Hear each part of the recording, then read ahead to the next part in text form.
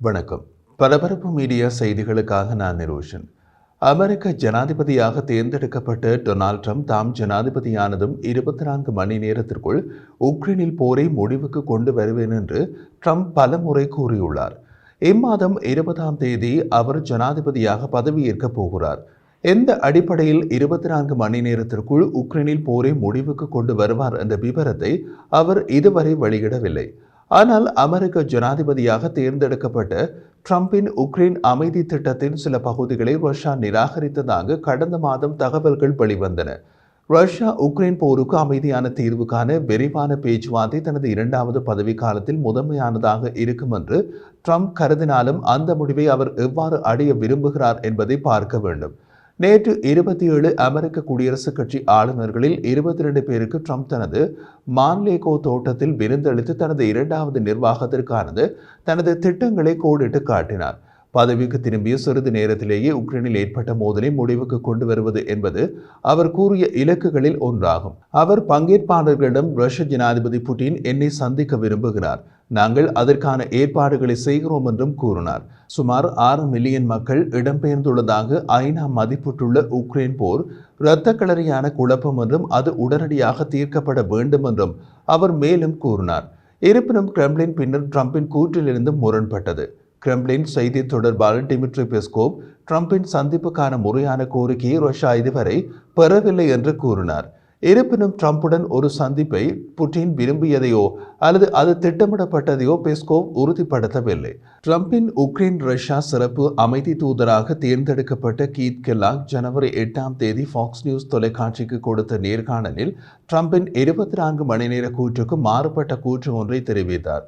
அமெரிக்க ஜனாதிபதியாக தேர்ந்தெடுக்கப்பட்ட Donald Trump பதவியேற்ற 100 நாட்களுக்குள் உக்ரைனுக்கு எதிரான ரஷ்யாவின் போரை முடிவுக்கு கொண்டு வருவதை நோக்கமாக கொண்டுள்ளார் என்று அவர் கூறினார். ட்ரம்ப் பதவியேற்கும் வரையில் அமைதி பேச்சுவார்த்தை நடத்தப் போவதில்லை என்று கிரெம்ளின் செய்தி தொடர்பாளர் டிமிட்ரி பெஸ்கோவ் செய்தியாளர் கூட்டத்தில் கூறிய ஒரு நாள் கழித்து இந்த கருத்துக்கள் வந்துள்ளன. ஜனவரி 20ஆம் தேதி பதவியேற்கும் ட்ரம்ப் அவர் தேர்ந்தெடுக்கப்பட்டவுடன் போரை முடிவுக்கு கொண்டுவர பேச்சுவார்த்தை நடத்துவதாக தனது தேர்தல் பிரச்சாரத்தின் போது பலமுறை உறுதியளித்துள்ளார். இது முடிவுக்கு வர வேண்டிய ஒரு போர், விரைவில் அவர் அதை செய்ய முடியும் என்று நான் நினைக்கிறேன் என்று கீத் கெல்லாக் ஃபாக்ஸ் நியூஸ் நேர்காணலில் மேலும் கூறினார். அவர் மேலும் கூறிய போது பதவியேற்பிலிருந்து 100 நாட்களுக்குள் தீர்வு காண ட்ரம்புக்கு உதவுவதே எனது தனிப்பட்ட மற்றும் தொழில்முறை இலக்கு. மக்கள் புரிந்து கொள்ள வேண்டும், ட்ரம்ப் புட்டினுக்கோ அல்லது ரஷ்யர்களுக்கோ ஏதாவது கொடுக்க முயற்சிக்கவில்லை. அவர் உண்மையில் உக்ரைனை காப்பாற்றவும் அவர்களின் இறையாண்மையை காப்பாற்றவும் முயற்சிக்கிறார் என்று கெல்லாக் கூறினார். மேலும் அது சமாதானமாகவும் நியாயமானதாகவும் இருப்பதை ட்ரம்ப் உறுதி செய்ய போகிறார். ரஷ்ய ஜனாதிபதி விளாடிமிர் புட்டினை சந்திக்க ட்ரம்ப் விருப்பம் தெரிவித்ததற்காக கெல்லாக் பாராட்டினார். மேலும் புட்டினுடன் பணியாற்ற அமெரிக்க ஜனாதிபதி ஜோ பைடன் மறுத்தது அவரது மிகப்பெரிய தவறு என்று கூறினார். புட்டின் மற்றும் உக்ரைன் ஜனாதிபதி செலன்ஸ்கி இருவருக்கும் திருப்திகரமான தீர்மானத்தை கண்டறிய ட்ரம்ப் பணியாற்றுவார் என்று அவர் கூறினார். அவர்கள் விரைவில் தீர்க்கக்கூடிய தீர்வுக்கு வருவார்கள் என்று நினைக்கின்றேன்.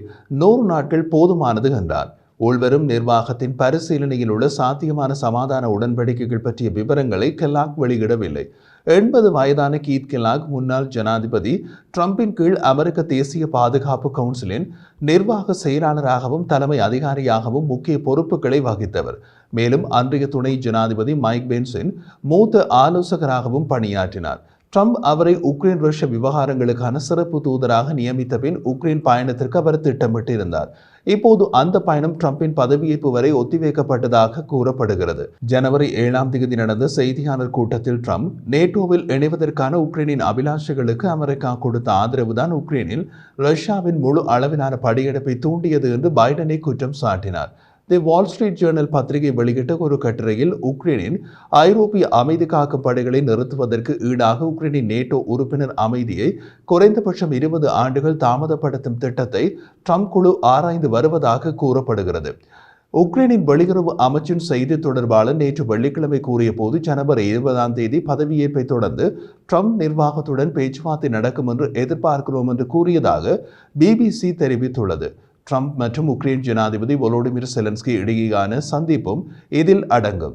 உக்ரைன் மற்றும் ரஷ்யாவுக்கான சிறப்பு தூதராக ட்ரம்ப் நியமித்துள்ள கீத் கெல்லாக்கின் உக்ரைன் போர் தொடர்பான கடந்த கால சிந்தனை போக்கையும் கவனியுங்கள். கடந்த ஆண்டு ஏப்ரலில் கீத் கெல்லாக் எழுதிய ஆய்வுக் கட்டுரை ஒன்றை ட்ரம்ப் ஆதரவு சிந்தனை குழுவான அமெரிக்க ஃபர்ஸ்ட் அமைப்பு வெளியிட்டுள்ளது.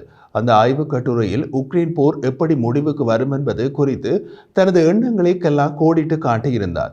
போரை முடிவுக்கு கொண்டுவர ரஷ்யர்களுடன் பேச்சுவார்த்தையில் பங்கேற்க உக்ரைன் ஒப்புக்கொண்டால் மட்டுமே உக்ரைன் அமெரிக்காவிடமிருந்து கூடுதல் ராணுவ உதவியை பெற முடியும் என்று அவர் பரிந்துரைத்தார்.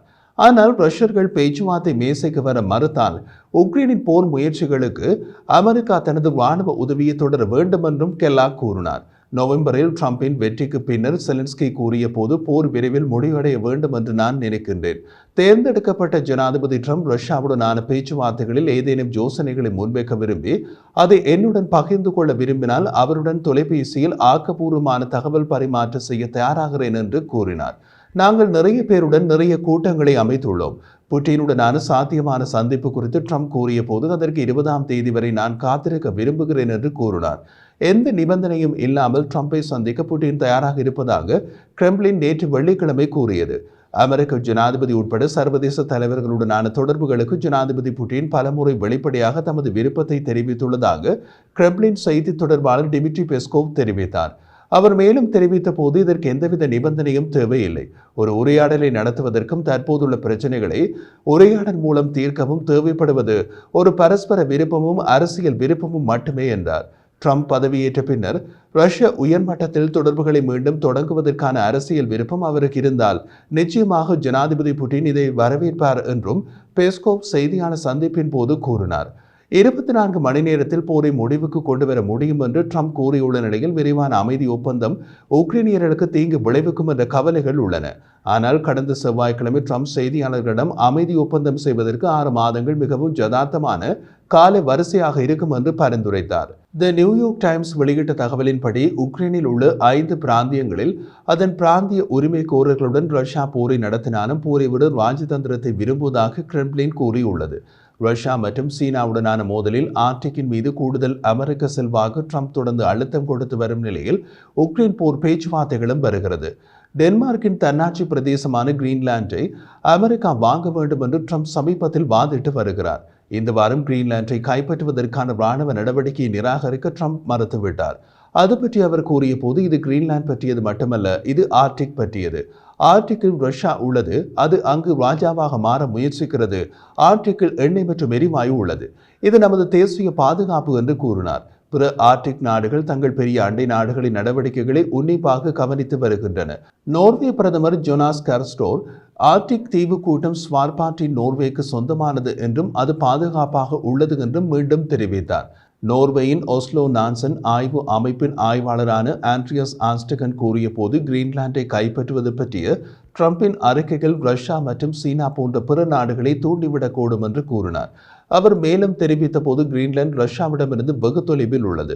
பின்லாந்து எல்லை, நோர்வே தீவு கூட்டம், ஸ்வால்பாண்ட் அல்லது அமெரிக்காவுக்கும் ரஷ்யாவுக்கும் இடையிலான கடல் எல்லை போன்ற பிற இலக்குகளை பற்றி நான் அதிகம் கவலைப்படுகின்றேன். கிரீன்லாண்டை விட அவை மிகவும் பாதிக்கப்படக்கூடியவை என்று நான் நினைக்கிறேன் என்று அவர் மேலும் கூறினார்.